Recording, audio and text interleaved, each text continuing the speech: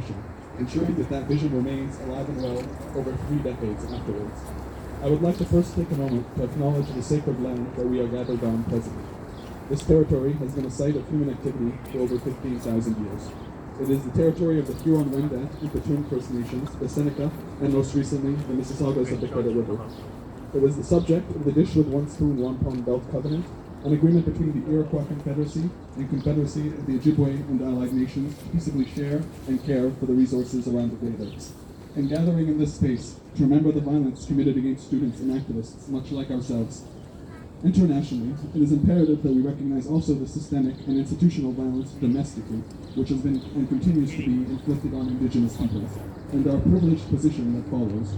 As settlers on this land, we directly benefit from a colonial culture that has overseen the genocide, systemic oppression, and exploitation of Indigenous peoples. In order to engage in resistance and solidarity against injustice here and abroad, we must constantly engage in acts of awareness and decolonization.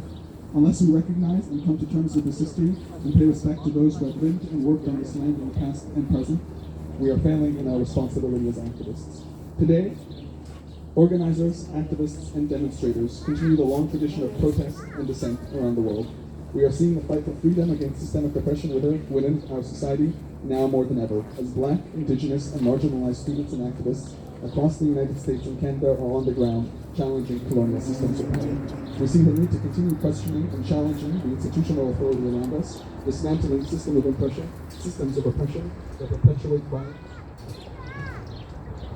on our most vulnerable communities, and striving for a more fair and just society for all.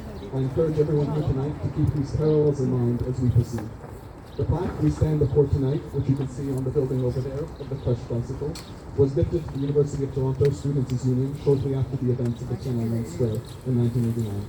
It was originally intended to be installed on Hardhouse, but the university administration capitulated to political pressures by the government of Beijing. The UTSU, then known as the Students' Administrative Council, or SAC, stepped in and offered to house the plaque on the wall of 12 Hardhouse Circle, where it has remained ever since.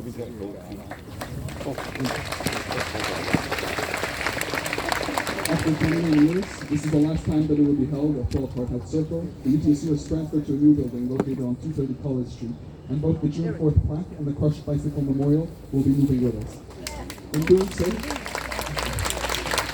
we will continue to carry the memory and passion of the student activists in Tiananmen Square and the work that we do as an organization. The flame that burned in the hearts of nearly a million youth on that day, and in the many long months before, was not extinguished under the boot of authoritarianism. Together, by coming together for events such as this, we all keep it alive. It is our responsibility as students of post-secondary institutions and of democracy to forever stroke those memories.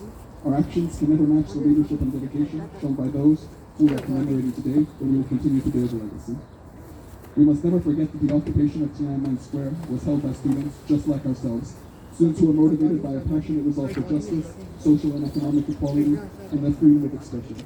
Those students fought with unbelievable courage for a vision of a democratic society. A society where they could live and learn without fearing the coercive power of a violent government if they dare to speak out against injustice. In response, they were beaten, abused, and killed for peacefully organizing and demonstrating.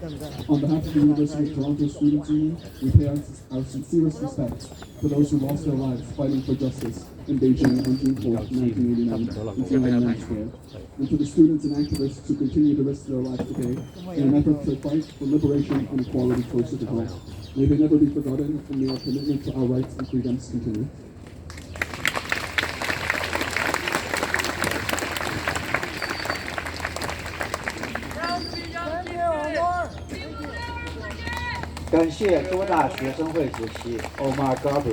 Thank you.